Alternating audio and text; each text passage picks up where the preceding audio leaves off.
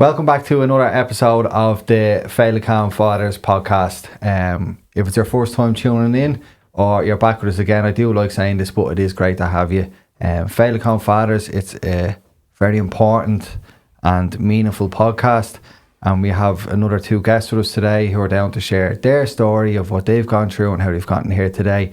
It's great to have Joey back with me again today. I'll let Joey say hello again. Yeah, it's great to be back. Honoured to be with you lads. I'm here representing Alfie. We've Davey. It's David in the notes, but we'll go with Davey. You know, yes, Davey and Sarah coming in to talk about your story about James and Max. I'm delighted to have these lads. So welcome. Thanks for having us. How are you feeling being here? Good. Get our story out and hopefully help a few couples and a few people along the way, which is really what it's all about when it comes to Féileacáin Fathers. That's exactly what was the car journey like on the way here. It does be nerve-wracking. Surprisingly good, considering I thought now we would have got stuck in the M50, but yeah, flawed. Was there much chit-chat, or were you up having thoughts in your head like what are we going to do with that? Well, I seem to be a bit more nervous than him. He seems to be a natural. we actually listened to the first podcast on the way up, Right. because the week it was released was James's birthday. Okay. So it was an emotional week Yeah, anyway. tough. Yeah. And then it was Max's last Monday. So there's only about 2.5 weeks between them. Yeah. So there wasn't really a whole lot of time to Of course, yeah. listen to it. And as well, it was probably the first time we were together for an hour to listen to it travelling. So we wanted to listen to it together. So Yeah. we got that in on the way up. That's good. So where does your story start? Where did you meet? Or So we met very young. I was 14. So we're together 22 years. wow. Don't know how I stuck with him for so long, but here we are. Yeah, this is the place to get these things out. This is the Yeah. place. Yeah, so we were, I was 15. You were third year, I was 50, I think. Yeah. So we were still in school and went the whole way until 2020 we got married. So I got a good run now before I had to. You made sure. He was punched into. So, you know, it's always the hard question. And, you know, it's a thing that we're all here for. And we've all been through our loss and we've all been through our grief. But, you know, you're together a long time. Where or what happened, or how did it start, or where does the tough story start for you?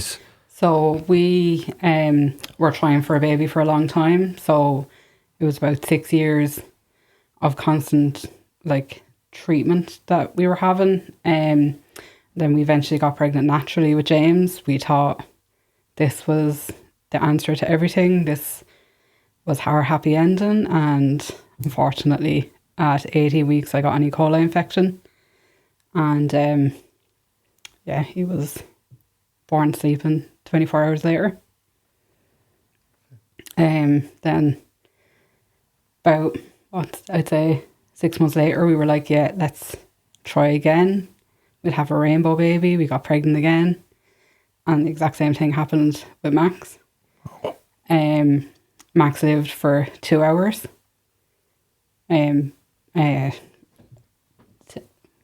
Max is actually a girl, which is really important for us to share. When we were in the hospital, the nurse in the ward, because she was born unexpectedly, they weren't expecting her to be born, they told us we had a boy, so we called her Max David. David was always like, oh, I want to name a baby after me, and I was hell-bent on, no, you're not having it. So I gave him Max David, and it ended up that Max David is a girl, which we like to tell everybody because that's part of her story. Yeah. So it was 3 months later when we found out that Max was a girl. Like that, all that happened for you in such a short space of time. Like, I'm sometimes a bit speechless. Like, that is a lot for anyone to go through. I know, it's nearly a year and 2 weeks, and you've lost two the exact same, went through the exact same things. I think I can't remember actually, James. They were only talking about this the weekend. I was obviously in work, but I cannot remember like getting the phone call, what I done. I can remember none of that, but I can remember Max because it was Halloween night. We were getting ready to go up to my grandmother's, which we always used to go up with all my nieces and nephews. They were, or my nieces, my nephew and my cousin's kids. They were all young, and Sarah saying my water is broke, and I don't even know if I said it, but I just remember saying, "Oh, not again." And then into the car, up to the coombe.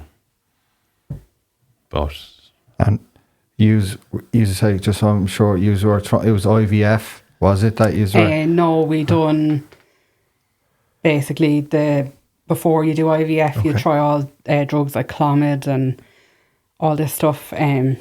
We've done 3 rounds of IVF since we've had James and Max, and they haven't been successful, so all our embryos died at 3 days. So that was another loss. That tough one to take, like. What amazing strength that you have, though. Do you know? Because we all know that pain, but what an amazing amount of strength that you have. And if from the first one, was everything going normally, or was everything going okay? And you went into the hospital for the checkup, or how the things kind of? So on James, everything was normal. We were 18 weeks, and like everything was normal until this Monday morning. I woke up and I just felt something's not right. I could feel that something was wrong. I don't know why I decided I'd go to work. I think it was just kind of, I'll go to work and everything will be normal. And as I was walking into work, my waters broke. And when you see in the movies and the water goes everywhere, that happened to me when I was walking into work. And I think it was the shock, and I was like embarrassed, and there was people kind of like, "Oh my God, it's okay, and I'll help you." And I was like feeling bad for them rather than thinking about myself. So then we had to be put into a taxi and brought over to the coombe. And Davey drove trucks at the time, and I don't know whether it was a weather thing, but that day he hadn't left the yard, which is really unusual because it was like 8:30 or 9 o'clock, and I rang him and he met me at the coombe then. So I don't know whether it was like the universe saying he shouldn't be out in the truck yet. And then when we got to the coombe, I was admitted. They told us they were going to scan us. They then came back at like 6 o'clock in the evening and said they couldn't fit us in on the Monday. They'd do us first thing Tuesday morning. And when they brought us down Tuesday morning, James's head was down, like he was ready to be delivered, and there was no fluid left. So they moved us into one of the bereavement suites. And we were talking about this day last night, and I was having pains, and we didn't realise what was happening. We still didn't realise he was going to die. They gave us one of the balls to make it a bit better, and we were laughing and joking. We didn't know it was a bereavement suite. So it only they re-scanned me at 6 o'clock that evening, and James had passed away. And then they couldn't induce me. It was because it was 18 weeks and he was under 500 grams. They legally couldn't induce me. So then when he was born, I had sepsis. And I remember the doctor came in the following morning and said I was really lucky to be alive, that if James hadn't died when he did, I wouldn't be here. Very much like the doctor over in Galway, I can't think of her name. Remember, she went in and she begged them to give her an abortion. Savita. Yes. That one, very similar to that, but obviously we were lucky that James had died and they could induce her, or she wasn't so lucky and they wouldn't give her, even though it was inevitable going to happen. Yeah. But because her baby was still alive, they couldn't do anything by law, and that's what happened. Her with the sepsis. And I just remember, just going back a little bit there, you were saying that they put you into a bereavement room and you had no idea. Like that's it. I think that it varies, probably similar to what you called the butterfly room, suite. Yeah. I could be wrong, as in just going on our two experiences up there, but up in the Coombe, St. George's Ward, is it? George's Ward. Down at the very end, there's 2 rooms, and they seem to be for these circumstances. Like you're away, you're out of a ward, you're on your own. It's big enough to have it's a chair, but it falls down into a bed for fathers to stay the night. But yeah, it's just seems to be the 2 rooms that they use for people who have a loss or whatever other probably medical things. I'm sitting here really quiet because your story is exactly the same as theirs, and I'm a little bit kind of stunned because I'm used to sitting in with you guys and that have gone so far in their journey, and it took me. So I'm a little bit kind of stunned at the fact that we're both goalkeepers, and then my wife got sepsis. We were about 18 weeks in as ourselves, and it's just having that level of familiarity has kind of knocked me for a six a little bit. And when you're talking about being in the bereavement room and not knowing where you are, it's all very real. I only really came to terms with it when the priest came in and gave Alfie his last rites. It was, oh my God, we've just lost a child. It's so I'm kind of a little bit stunned, but also kind of relieved at the same time that there's other families that have been in a similar situation to us.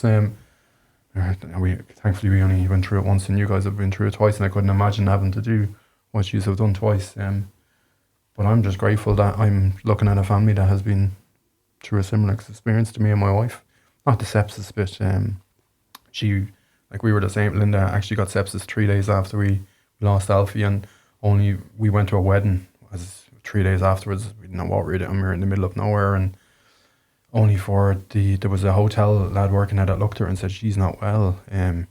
If we had been in Drogheda, she'd have been dead, because she just would have went to bed and I'm not feeling great. I'm mourning, and she would have died. So it's mad how the world works, and how the kind of events kind of, I don't know, I'm a little bit kind of taken back. You kind of think that you're the only, you're not the only one, but you're the only one who had this kind of, and then you're... I'm kind of sitting here, I want to really dig in, but I don't want to put too much, after at the 18 weeks, how did you find taking James and Max home, and what was your experience with that?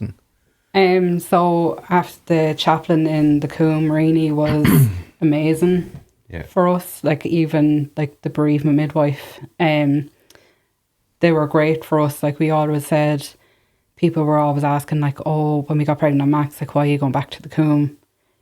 As if it was the hospital's fault. But we would, if we were to go through it again, we would want them people to help us. So the care we got from Rini and Sarah, that was great. Another thing that I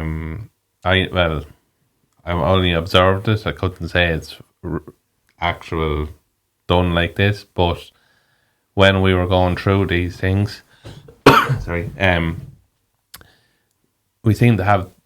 we had certain nurses, and the people in the with other things seemed to have different nurses, and it just seemed to be the ones that we had were trained, or just they knew what to do in these circumstances, if you know what I mean.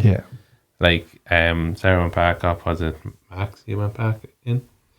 So she went home after Max and had to go back in with an infection, but was just put into the general ward, and totally different experience.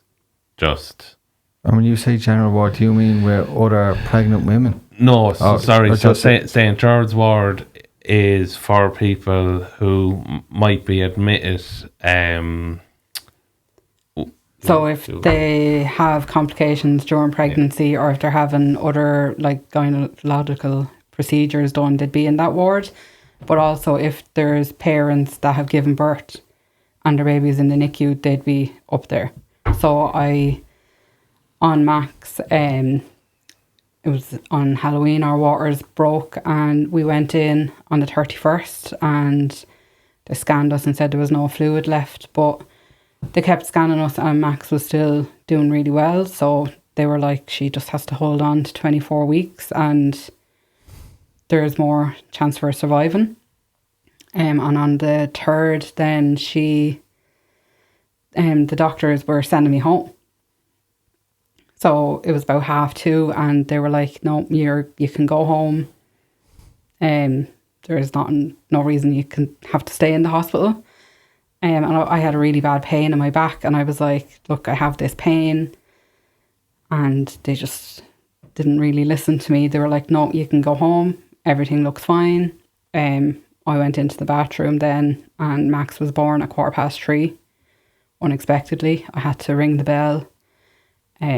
I just remember being brought out in a wheelchair and Davey was just standing there and I was brought down to the bereavement suite then again and we had 2 hours with Max, which were amazing and we'll never forget them. And then I had to go down for surgery after that and we were released then the following morning. That was the Saturday. It was Max's funeral on the Monday and I had to go back into hospital Tuesday morning. I wouldn't stop bleeding and I had an E. coli infection again, so it was turned into sepsis, so I had to go back in for IV antibiotics and they put me into a normal ward where the first night I was on my own, it was fine. Second night I always feel sorry for these women because like I felt awkward kind of in the room, so I kept the curtain pulled, but there was a woman who was still pregnant. She was in because she had really bad morning sickness and her other child was visiting and they were playing, and then there was another woman whose baby was in the NICU, so she was expressing milk all night, and I found that probably more traumatic than having Max, because I do always say, like, obviously I wish James and Max were here, but if I was told the only way I could have them was to go through the same thing, I would do it 100 times over just to have them. I just felt so bad for them women. But that's I'm just picturing you in the ward and like a mother's breastfeeding, and it's just so painful, you know, because obviously your only dream is that you just want to have your baby there with you, but then having to, like, who can blame you for pulling the curtains close? I'm even getting a bit emotional because I'm feeling that, you know, sitting on your own, and I'd say you felt like the loneliest person in the world then, you know. Yeah, because Dave wasn't allowed to stay. When I went back in, he had to go home, and I just remember on the day they sent me home, I just remember that morning lying in the bed and thinking, this is going to break me now. I have to get out of this hospital. Yeah. And what, did you just have to stay there that night, or were you able to leave the next day? So I went in on the Tuesday and I came out on the Friday. So you were in there for 3 days? Yeah. And what was it like for you, Dave? Because obviously your partner, the person you love, you want to be there for them, you just want to hug them, someone just to, you can't say it's going to be all right, but just, you know, the hand on you, just to, you're here. What was that like for you as well? I'd probably like to be able to tell you, but like it was just like tunnel vision, just go through it. I was probably up and down each day, but like, because we live in Kildare, like I'd actually go up and down. I can't actually remember, to tell you the truth. There's bits, like I say, I can't remember a lot with James, but I can tell you with Max, but it's like that, you know, there's bits, and there's probably bits I'd probably tell you, and I'm probably mixing and matching from both. Yeah. And it's just, but I can't, them 3 days, I can't. I think you just go into auto drive, and like we had 2 dogs at home, so he was up and down to the dogs and trying to keep everything kind of running. Yeah, it was trying to, like, I know people might be like, oh, you have 2 dogs, but like we were probably like trying to stay normal, stay what we do every day, not realising that you need to just, like, nothing else matters at this point, like, as in you just need to do what is right for this situation, and that was probably just, I don't know what it is. I call that just existing. Yeah. That's what I done. I just tried to exist, and whatever I could do to exist, that was enough. Dogs, anything that if it gives you some, what's the word I'm looking, purpose. Yeah. Because you've no purpose. Everything that you've wanted in life has been taken from you, and now you have no purpose. So if there's anything that you can latch onto, you will. And as you said, you don't know why you're doing it, but in some way it's helping you take one step in front of the next one, because otherwise what else do you do? You know, it's like being taken and being thrown off a bridge into 20-foot water and not being able to swim. It's like you're just being put into a situation where, like, nobody has ever spoke to you about it or taught you how to deal with it. So you're an autopilot. When it happened to me and Linda, like, I'm similar, right? Like, there's a lot of patchy bits, but it kind of comes back in floods. We're getting that wonderful few hours to spend some time in the room with Alfie. Linda passed Alfie, very similar to yourself, and I was like, is this normal? Is this because to me, when you were losing a child so early on, I just thought it was a bleed, and then there's no baby, and then we were able to see Alfie's nose and fingers, and they put a lovely hat on him and into this lovely white coffin, and he was able to stay with us in the room. And I've never really reflected back on appreciating that moment up until recently, or to allow myself to appreciate having that time, because you're in such a blur. And then going home, like, we were given the box and we were asked, what do you want to do next? And they offered to bury Alfie in an angel plot. I haven't really spoke about this, but and myself and my wife said absolutely not. We'd like to know where he is when we're going to visit, and that. But after that, we didn't know what to do, and we'd no funeral, there was no mass. Myself and my brother, like, my brother was brilliant. We went and got shovels and dug a grave in beside my dad and placed Alfie in beside him. And it's only now that we've been through all of that, I'm kind of going, what should we? Like, I was listening to the previous couple talking about the funerals and that, and I was like, should we have done all of that? And you're just coping in the moment, and you're trying to do what's best for. I was trying to do what's best for Linda, and my brother was trying to do what's best for us, and you just don't know what to do. No.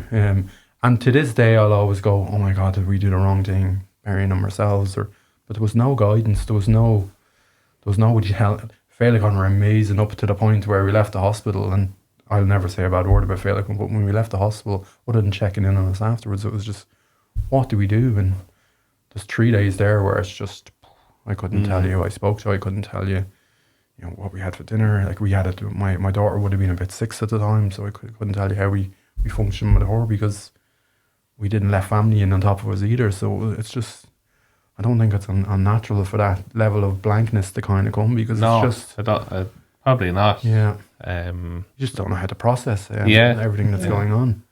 My father organised the burial. The burials. I think like a second trimester loss is you're kind of, you don't know what to do. Yeah. Because it's kind of like you don't have a full funeral. So like, we were very lucky in the town that we live in. David's dad organised a priest to be in the graveyard, but I know not a lot of people that have a second trimester loss have that opportunity. Which is crazy. Yeah. Yeah. Isn't it? So my mother died when I was young, so we had a grave similar to you. I know some people mightn't. So we buried the 2 of them with her, and the priest, like, not a full funeral, but came out, said a few prayers and blessed the coffin and whatever else he done over that. But that was good, I think, as well. Like he was local priest. We're a small town. He would have known us, and grateful for that as well. Like, I think it also shows that just because the child wasn't full term, that they matter just as much. Of course they do. yeah, That's something I've really struggled with. I think it's something my wife still struggles with. That is it okay for us to be feeling this much pain because we didn't go for 40 weeks and it's one of the main reasons why I really struggled to join Féileacáin Fathers, because I felt like I'm not supposed to be here. There's people with proper grieving, and it was only when, like, and you're talking with yourselves, that like it really, I actually feel quite happy that I know that other families feel the same way, that they matter just as much, and that's why I'm screaming Alfie's name from the rafters now every chance I get. It took me about a year to wear these. I would never want anyone to ask me what these were about, because I felt like I didn't have that right to grieve. I genuinely think my wife feels the same way, and it's only over the last 6 months she's really started to get involved with the butterfly runs and wearing Alfie's jerseys and stuff like that. So it's so important that the two of you are here giving that story, to give families that go through that same pain, that those children matter just as much. Sorry, go ahead. No, go ahead, Aaron. I think it's, and I hope you agree, that it's as soon as someone says to you, congratulations, or you do a test and you see pregnant, that's it. Do you know what I mean? That's it. Because at that moment, as people who want to be parents, you accept in that moment, I'm going to be a parent. So for me, whether it's 10 weeks, 18 weeks, whatever the amount of weeks, it's when you hear them words, that's when you start to go, wow, this is it, this is going to happen. And you start the journey a little bit unbeknownst to yourself, but the journey starts for you, and you start planning and you start thinking and names and all stuff. That's it to me. I think weeks is just numbers. It doesn't mean nothing, because we all know that feeling when you hear the emotion, everything that you go through, and then, you know, so to me, weeks is... But it's such a taboo subject that it's so hard for people to, unless you've lived it, like we all have. There's so many people outside of that bubble that don't feel that way, that wouldn't know how to talk that way, or I know in my hearts that even our family members would be, I don't know, like, they'd be grieving that way, because it's hard for them to understand unless you've lived it. So Alfie's part of my family, like, and Féileacáin Fathers gave that to me, and I'll always be grateful for them. And yeah, I'm just so happy to be able to talk to another family that has, because I never have. I don't know if that sounds selfish in the podcast that we're supposed to be hosting, but it's really nice to know that those other lads that I've seen you at matches for 3 years and never knew that. But like, I know we do say about people say about going into dressing rooms and talking to other dads and listening to their stories, but like, so I wouldn't be one to go out and just tell everyone the story. Not that I don't want to, but that's just not me. If you ask like this, I'd tell you the whole story. But and another thing is, I'm probably very far on in my journey of, you know, getting over it, as in I'm happy. I wouldn't say I'm happy, but I'm content in it in a way. My big thing is Féileacáin has helped me an awful lot, helped Sarah an awful lot. My thing is now really is I want to give back, and I want to help other people that unfortunately are going to have to, or who have experienced and are going to experience it. So, like, I've spoke to a few dads in the dressing room. Just if they were sitting beside me, get chatting. If some of them have opened up and just said it, I'll sit there and listen. Others, a bit like what Jay said in the last podcast, where he'd introduce himself, and if they want to come talk to him, to come talk to him. But there is, at this, I don't even know how many you could say regulars at this stage, but going back, I'm there from the first game in June. Over the years, we probably have a good 15, 20 core players that are probably at 75-80% of most games, events throughout the year. But you think if I spoke to two lads, but if every lad spoke to two and we have 20, that's 40. So I mightn't have spoke to you. Yeah. But someone else might have spoke to you with a different story. And now we're talking, and now you're realising that we're similar. Yeah. But it just happened we haven't sat down and spoke to each other. Like yourself, I don't know how to, unless I'm sitting like this and it's been put. In dressing rooms, to me, I still feel that football. I'm in a dressing room and I don't know how to open up. So, but if someone asked me like yourself, I would happily talk. Yeah, but like I don't. That's just that type of person. I don't open up and be like, here is my story. Listen to me. But if I sat down and if I happened to sit down and you had to start telling me, I would have said just that's very similar to mine, and I wouldn't have had that level of shock about 10 minutes ago. Yeah. So but it shows the connection of what's available. Is there ever a good way to say certain things? But you could see it was great to see Joey coming out of himself. Yeah. You could see that he just went relief. It was like, that's terrible. It's an awful word to use, but it really was like a wave. No, but it's nice to know that you're not alone. Yeah, because I know you said there, like you felt like you didn't belong to go, like you didn't have a right to go to Féileacáin. I would have felt that for a long time as well. Like the support meetings and stuff, I always thought like they wouldn't be for us. They'd be for people who have like full-term losses, or I don't know whether it was comments from people kind of throughout the years that like would make me think that. But I think like since Davey joined Féileacáin Fathers, that's like it's helped us so much. And can I ask you, Sarah, because when we say Féileacáin Fathers, it sounds male, but we're a family. And I said this to Jay in the last one as well, but what's Féileacáin Fathers been like for you? Because the mothers are as equally important as the fathers. What's Féileacáin Fathers been like for you? It's been amazing. I remember the first match we went away to, we went down to Charleville, and like I made friends for life. I wouldn't be a person to put myself forward. Like when my family hear I'm on this podcast, they're going to be like, what? But I just feel like with the friends we've made in Féileacáin, they're friends for life. You don't have to pretend about anything. We're all in the same boat. I actually was listening to an Amble song the other day, and it was like,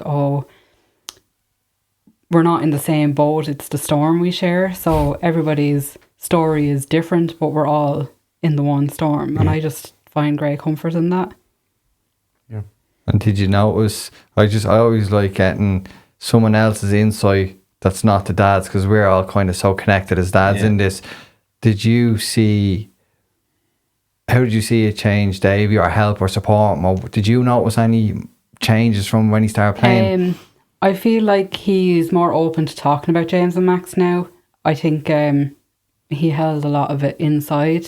I think this, you might not agree. It seems to be a recurring theme here, fellas, holding things in. That's I think it's helped him like bond with them more, like feel more connected to him, like you said about Brooke. I don't know, would you agree? Probably, yeah. Like I probably wouldn't talk about them or as openly, but yeah, even probably noticed the last few years, even like at home with, or just in general, like if I say when I started first, I mightn't have said I'm going to play a charity match for that simple reason that someone would be like, oh, what's the charity? Yeah. Whereas now I'll tell anyone I'm going to play and what it's for and now what we do. Captain the team this year, so how does that feel to be captain for the year? It's a big honour. It's a big honour. So how does it feel? It's a very big honour now. I remember the June when Tony announced it, and I definitely was not expecting my name to be said anyway. But yeah, it's a great honour and privilege to captain the team for the year and do all our angels proud and hopefully a few wins and trophies along the way.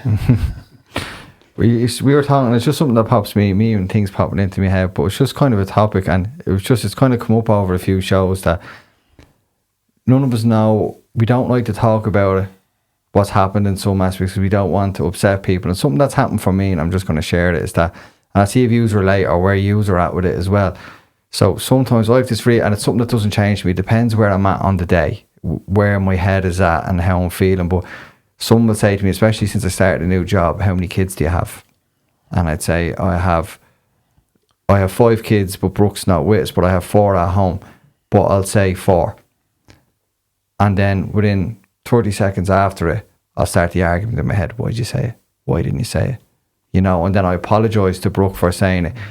But it's in that moment, and I think it's something that we've all gone through and we talk about, is that we're so concerned about other people. Yeah. Do you know? And it's this stigma, it's Irish society, and it's something that, the reason I'm bringing this up is because it's going to be important for parents who, you know, are still don't have connection yet. But what's your take on that? Because I do kill myself when I say it, and I do be angry with myself. Why didn't you? Because I'm putting the person who's in front of me feelings in front of my own, because I don't want to upset them. I know, and that could be, maybe that's being nice. You know, do you have any experiences like that, or where are you? I would have been like that for a long time and said, like, if people asked, did I have any children, I'd say no, and I'd feel guilty for weeks after. And now I do tell people about James and Max, and I do think, like, yeah, they might feel a little bit uncomfortable, but I don't really mind if they feel a bit uncomfortable. Like, it might make them go home and speak to their family that's been through it, or a friend that's been through it, if they see it's okay to talk about your baby. Yeah, look, I work with kids for a living, and as I wear these to work, and only last week he was saying it, so coming back, and one of the kids asked me about them.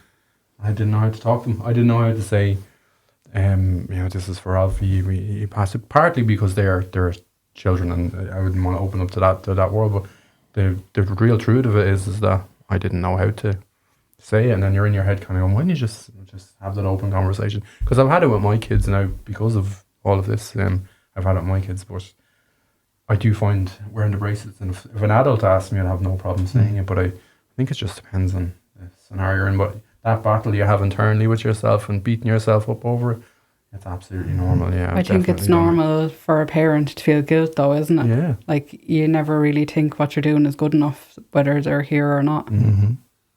I think I'd say I don't.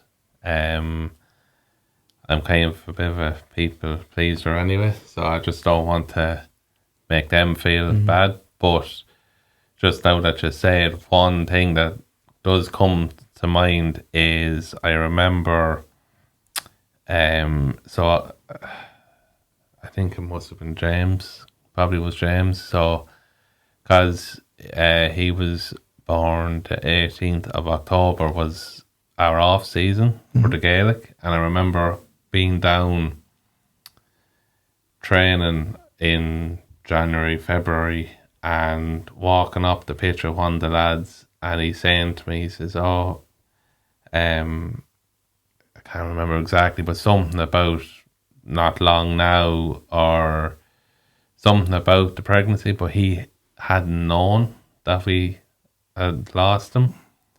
And obviously when I said, I explained it to him, his kind of awkwardness, or him, how kind of he looked and said, really put my foot in it there. I think from that moment, it was like, it's just easier to say no than the person you're talking to really feel awkward and that they are after saying something that has upset you or offended you or, you know, something like that. So I just generally say no, and it's just, the conversation just stays flowing, then it go into a real awkward situation. And no matter how much you say, you're grand. Yeah, doesn't matter. You're grand, yeah. They're still not going to be comfortable for the rest of that conversation, even if they know you, until, you know. Yeah. So I just say no. If we're in a deep conversation and the whole lot came around, I'd say it, no bother. But if it's just general chit chat, I'd just say no, just to keep it light. And I think it's a situation that's uniquely to parents who have lost, because in those moments we're looking to not make them uncomfortable, where it really should be society wrapping their arms around us and making sure we're okay. And I think it's a very natural response to kind of just say, you know, it's easier not to do that, which isn't the right way, not the right way to be at all. But it's the normal, and I suppose the easier way, and stuff like this, I suppose, will get us better at breaking down that barrier of uncomfortableness for people and saying, do you know what, I had a son, Alfie, and he passed away, and telling your story. And I think that will kind of normalise baby loss for Ireland as a whole. That is something that we're really behind on in terms of accepting it and speaking about it. But it shows how powerful it is, though. And the reason I asked that question is for the people who are watching, you know, because, you know, we've all had these internally, and it's for the people that are watching. And Sarah, you said something there, and I just have to go back to it because it's one of the most powerful things I ever heard, or someone to say and to show your journey. But when someone asked you were you pregnant, you said no. Like, what a powerful thing. But to be able to come here and say no, and to turn around and say, no, I am, you know, it's such strength. But it's the power of what we're talking about here. And just to ask, and it's just for the people who are watching, or mothers as well, you know, how hard is that for you as a parent, you know, to have to just say no in that moment to...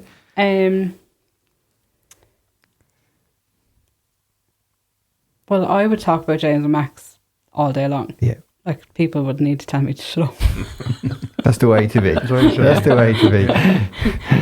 I kind of don't know when to stop, probably. You should never have to stop. Yeah. Well, I do tell myself that as well. Like, I feel guilty, like, oh my God, I'm putting this on all them people. But then I'm like, these are the only stories I'm ever going to have to share about them. Like, we had a party in the house there a couple of months ago, and we have Max's birth cert up on the wall.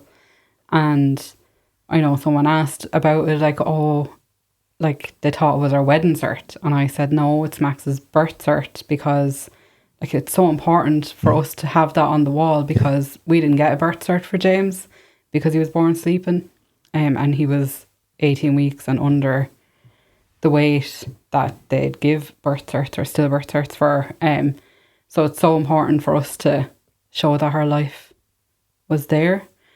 As much as it hurts that we don't have one for James yet, we're hoping that someday, with like all the work that Féileacáin is doing, we hope that our day will come. Yeah.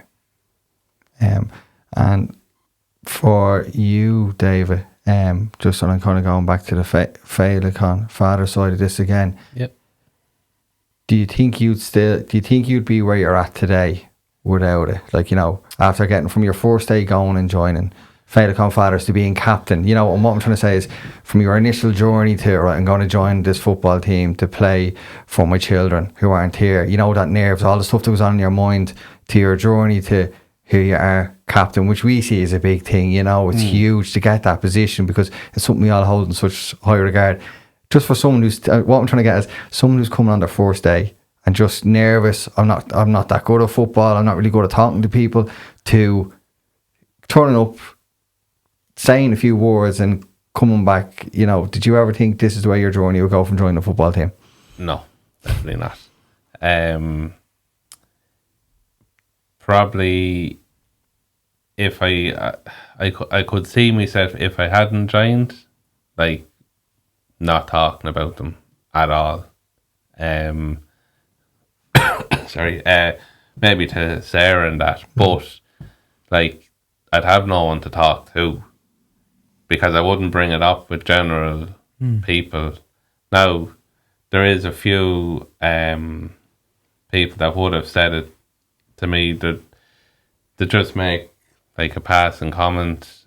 Like my grandmother might say something if it was their anniversary, but she wouldn't go into a big conversation, or we wouldn't have went into a big conversation about it.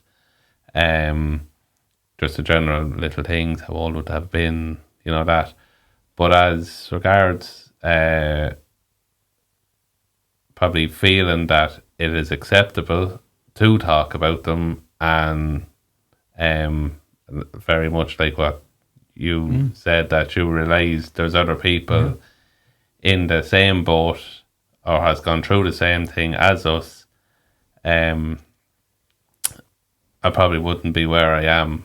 And one thing I probably noticed, I was only thinking coming up in the car, a few things going through my head, obviously, talking about this. So I would be a fairly calm head.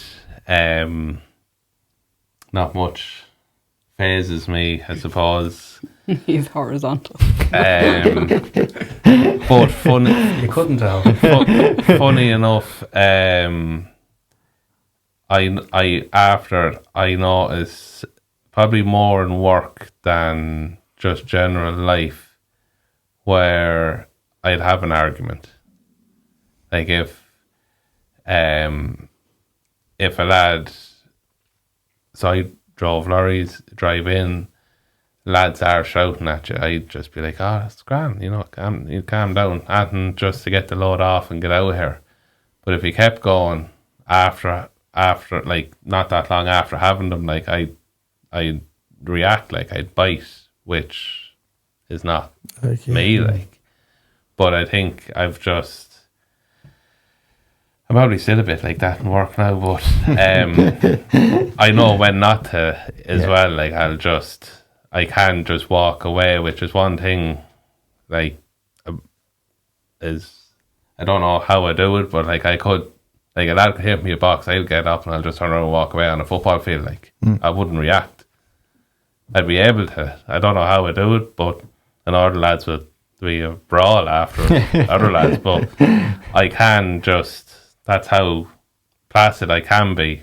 But I did notice afterwards it was affecting me that way, and I think I'm gone back to more the way I was now after 8 and 9 years. Taking a while, but it's gone back down. It's amazing what something like that can give you. That's why it's crazy, isn't just because like, the big thing, like to keep relating to you guys, the big thing for me is that if I didn't join, James hadn't convinced me to join Féileacáin Fathers, Alfie's name would only be a memory in myself and Linda's mind. That would be it. But now he has a presence in my house, like the jerseys, the cap from last June, like the shields. Like I was honoured to wear the captain band for one game when we played you guys in Drogheda. They all have pride in place in the front of our sitting room, and we never would have had that without this. And it changes you. It's something that really, it's a gift, I suppose, that allows you to honour our children. And I will, like yourself, I'm not as placid, and I might have thrown the box back in a football pitch, but I did find myself losing myself a little bit until I met like-minded people. I suppose one way of doing it is, it's going to change you regardless of what. Like there's no doubt that it's going to change you. But I suppose Féileacáin Fathers for me, and I hope it's the same for other people though, it's brought me back to maybe not exactly the way I was, but it's brought me back close to the way I was. So it's helped me that way. Look, going in and sitting in front of a therapist works for some people. That was never going to work for me. I actually went to a holistic healer or person when I was, I don't know actually how long afterwards, but my back was absolutely killing me. So I went to her. She done the not the dry needling, the acupuncture and the Chinese cups and all that sort of stuff. But she said she knew the story, and she said to me, when you're driving, she said, just picture them on the passenger seat and just talk. She said, it doesn't even have to be James and Max. She says, anyone. She just picture them on the passenger seat and talk. So, like, I used to be going down the road if they had a camera or a microphone in the lorry, but I just talk and back just healed up, but I was just holding everything in my back, all the stress, all the probably hurt, the anger, whatever, everything was just being trapped in my back. And that's like the way she put it. Just talking, just released it. And I think that's a really lovely. Yeah, it is though, because I'm thinking of his pain, and because I know it. I'm just thinking it is a good way to let out. Do you have to sit in front of a therapist? Do you have to sometimes just talk? Even I thought that was just really image of you sitting there in and just chatting out. That's like that would work wonders for so many men. Rather than like yourself, I couldn't sit in front of a therapist. It's a cap I don't need opened. So. It wouldn't be that I couldn't sit in front of a therapist. So if I came in here today, I know what you were 23 was. I know you. No, we were around 18. No, sorry, I mean when you joined the football. Oh, 23 years of age? No, it was 2023. 2023. I was like, so I was telling me young there. I went on you as well. I thought he said 23. I was like, huh? I was in 23. So we know each other 2 years this stage. Yeah. I know you're a lot newer. It's like 6 or 9 months. But I've met you a few times. But if I come in here and I didn't know ye at all, I don't think I'd be as talking as freely as I am. So the same, you go into a therapist for certain lads. I'm not saying everyone, but you sit down in front of them, you don't know them. It's very hard to just open up. I think, and that's how I personally feel. And so it's not all about it works for some people, doesn't work for everyone. But it's same with every aspect of life. Certain things will work for you, it doesn't work for me. Different thing will work for you.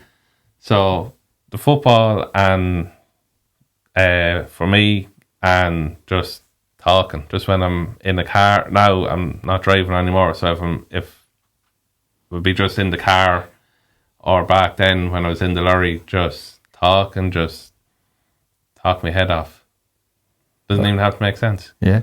It's amazing to be able to say it out loud. Like, mine's writing, and I would never have done that without this. And your writing to be a lot better than my talk. No, it never would have happened until because of I met you guys. It would have been just buried, and just there would have been I wouldn't have felt there been any reason for it. But now it's like similar to sitting and talking to that chair. It helps you heal that little bit. But I suppose it shows that there's hope. There's things, and like you said, the things will never be the same. But when we think what we've all went through in our darkest days, did you ever picture you be sitting here doing this, trying to help other people? No. It is a journey. It's not a nice journey, but there is brightness in it. There is some sense of connection.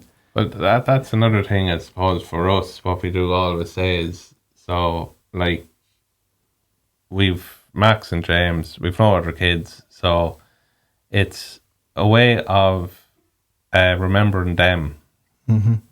Them having a purpose in life is for us to give back through Féileacáin, whether it be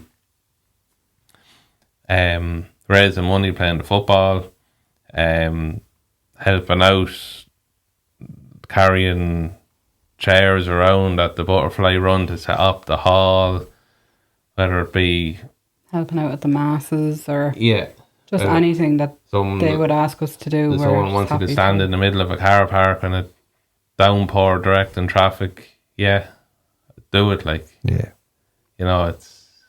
It's amazing the gratitude you have for something, though, isn't it? Yeah. It really is. I think since you joined the football, I've seen such a change in myself. I feel like I'm not the same person I was before James and Max. I feel like I'm a stronger person. like it's given me a whole new sense of life. And it's only when I realised when we went on the football trip to Liverpool in September that I felt like I had actual joy in my life again. And it's just thanks to Féileacáin Fathers and the friendships we've made through the team. Just when we're saying, because I know we're going to talk about Féileacáin, like, it's important that I think that we always get this in, that if you're a dad and you've stumbled across this podcast and you're connecting with it, please reach out to one of the lads on the Féileacáin Fathers Facebook or Instagram, or on the Féileacáin page itself, the official one. They'll connect you with us. There's an amazing group of people here, you know, all different stories, all different things, but we're all here for one reason, you know, to have a bit of connection. And as we just said, there's a bit of hope in the at the end of all this, although it may not feel like it now. Sarah, I have to ask you, how did it feel now that you came on and done the podcast? I'm proud of you. I'm very proud of myself.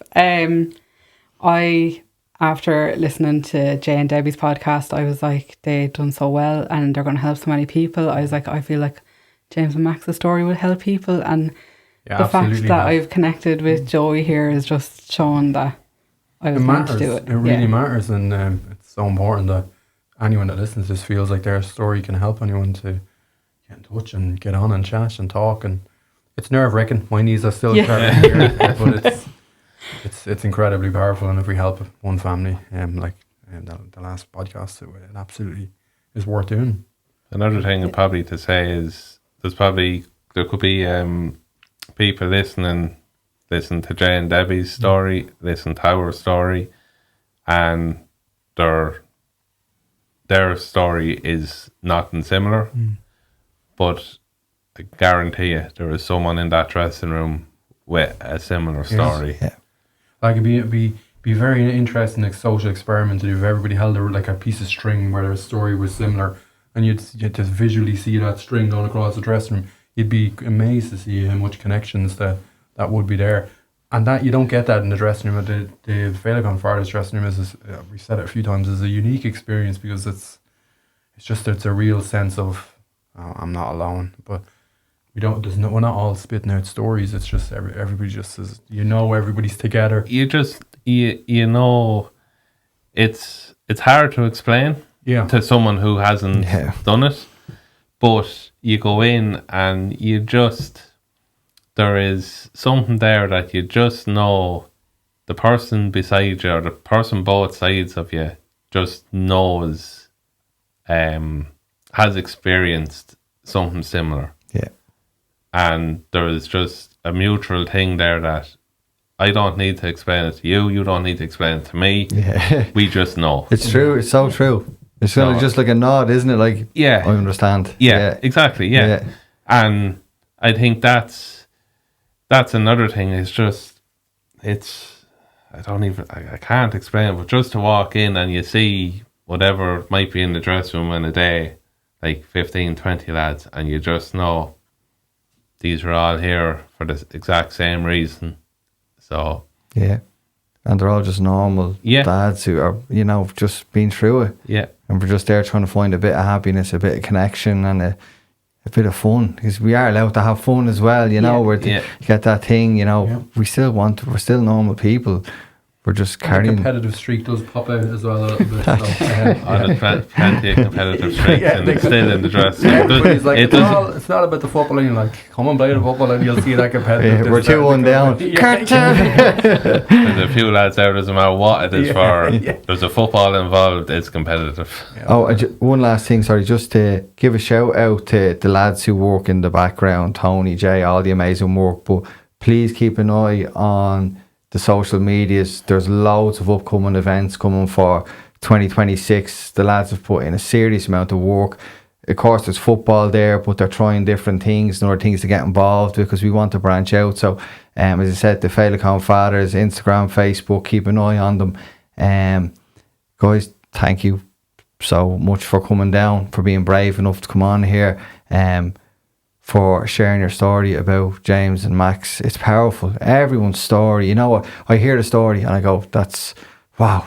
But then the next people come in and you're just like, you know, it's humbling as well. But I'm delighted that you came on as well. Because I know you're going to feel great driving home. You know, you'll have that, look, I got out of my comfort zone. The reason saying that, it's like, dads, I know it's out of the comfort zone, but come and join us, you know. And it's made a difference. I can't wait to go home and speak to Linda and say, Linda, you'll never believe what just happened. And she's on a very early journey on her road of acceptance. And I really think you're genuinely going to help her keep moving forward. So I'm very grateful to be a part of this. That's at least one person we've helped, and that's good. Because ever since we've had James and Max, I've always said their lives have to have meant something more. They were given to us for a reason. So if we can help people, that's amazing. Well, the story hasn't even left the room yet, and there you go. It just shows the power of it, though, doesn't it? It's crazy. So, guys, thanks a million for coming down. And for anyone watching, if it's someone you know that think may benefit from this podcast, even send it to them privately. You know, you just never know what someone's story can do for someone. But thanks a million, guys. Until the next episode. Thanks for having us.